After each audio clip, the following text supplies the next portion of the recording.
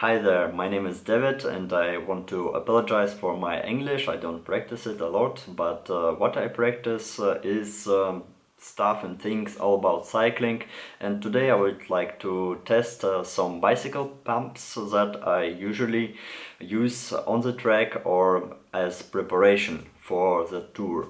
And what I've got here is my bicycle and Park Tool PFP6, some old standard fluor pump, iPump, fluor pump as well, although this is much smaller and brand new, and some iPump Micro for the use on road. I would like to say that I am not sponsored by any of these brands, maybe from my banana dealer, and to control the results of my test I would use Topic Smart Gorge D2. For the testing purpose I would use my NV 4.5 front wheel with Conti 4000 S2, 25 mil with max at 8.5 bar. This equals 120 psi. So I would deflate the wheel completely. So, as you may hear or not, there is no air more in the wheel, and I would start my test, I guess, with Park Tool. I would inflate the wheel for about 30 seconds. I have my timer here, and then I will control this with Smart Gorge, and the same for other pumps. Let's go.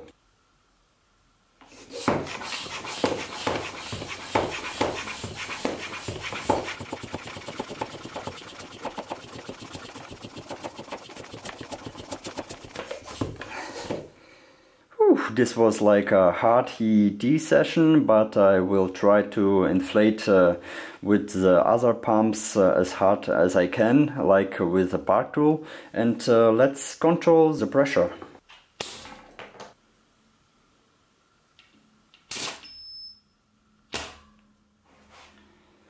So 4.8 bar, and this in kilogram per centimeter squared. Who measures in this? I don't know, but 17 psi. And deflate again. So in the next candidate is iPump Fluor, and I must say that this small thing can inflate your wheel up to 15 bar, and Park Tool only for about 11. But it's a little bit unfair, but let's try for half a minute the iPump Fluor. And to do so, by the way, this is a full carbon body. You must pull the cable, pump cable out and install this to the pump, or install this at first to your wheel, and after this to your pump, as you wish. This connection is very secure. You can pull it out. You must push this O-ring and then it will disconnect.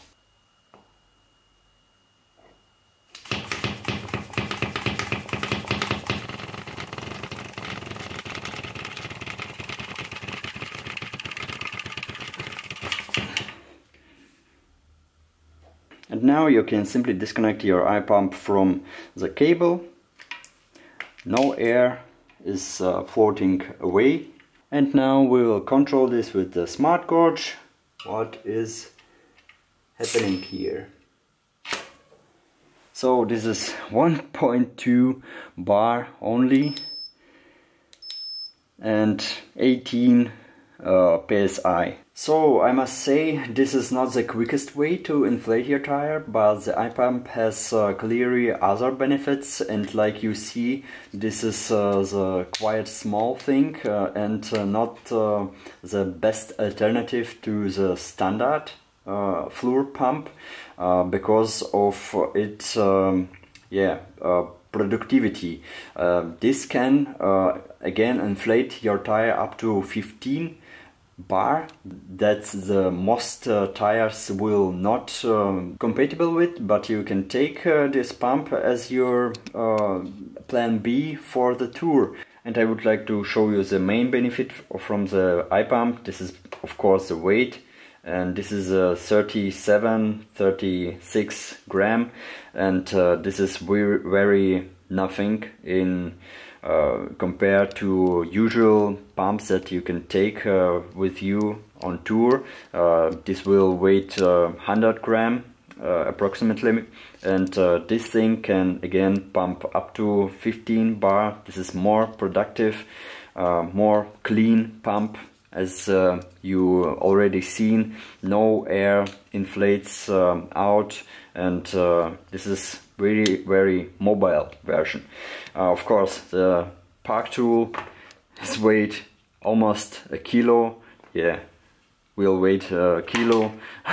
This is no compare to. And what about the smallest version, iPump Micro? And this is not the smallest. There is another version. This is 5 gram lighter or so, but it is difficult to pump with it.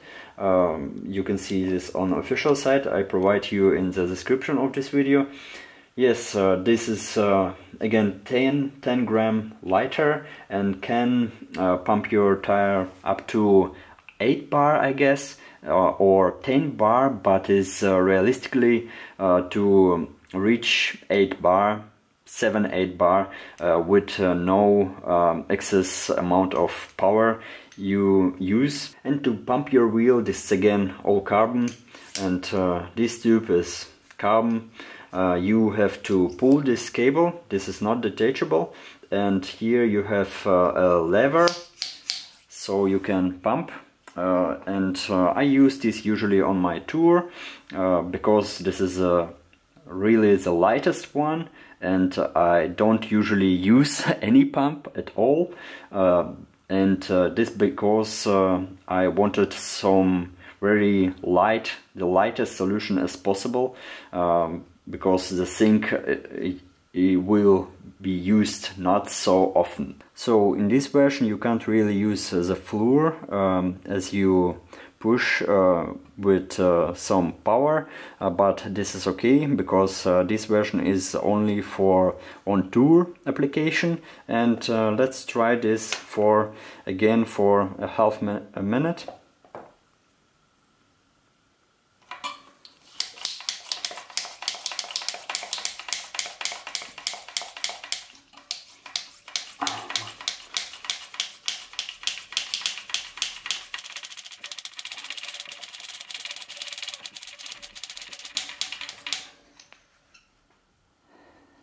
I must say I'm a little bit tired from the pumps I done today. This is not usual for my cycling muscle, but let's see. I guess I pumped not so hard as at first try, but yeah, half a minute is really nothing. You can compare this to your pump at home and your stand pump or floor pump, or that you take usually with you on tour. So this is 10 PSI. Okay, I have installed this a little bit with harsh, and it caused some inflation. Let's say this was at 11 or so PSI. This is 0.6 bar. And as conclusion, I would like to share you my honest opinion about iPump products, in particular iPump Fluor and iPump Micro, this one. Yeah, I choose another simplest opponent. Park tool, this 1 kilo, really powerful thing for the usage at home. You can simply push more air obviously than this micro ones, but this is not the usage scenario that iPump was meant for, in my opinion. Okay, this is very powerful, up to 15 bar, but it takes time. But as My test previously in Russian on my channel showed even the iPump Micro is as powerful as my Park tool, and you can cover all situation on tour with this one, but this weighs only 26 or so gram, and this is what such products are meant for. They are the lightest. You can storage this in your seat post, sorry, and you can take it everywhere, and yeah, you can profit from the productivity of this product when you spend a little bit more time with pumping, obviously. But what I experienced with in particular iPump Fluor version, this one, is that you apply much less power to get the air through as with Micro. You must push more for less bar, because this is simply smaller, lighter, and this one is really powerful. I was impressed at first as I pumped this at first time. So this was my opinion to iPump product, great for on-tour application. If you have some questions, let me know down below, and if you like this video, you can share it, and you know what to do. Cheers! This this version, this art of...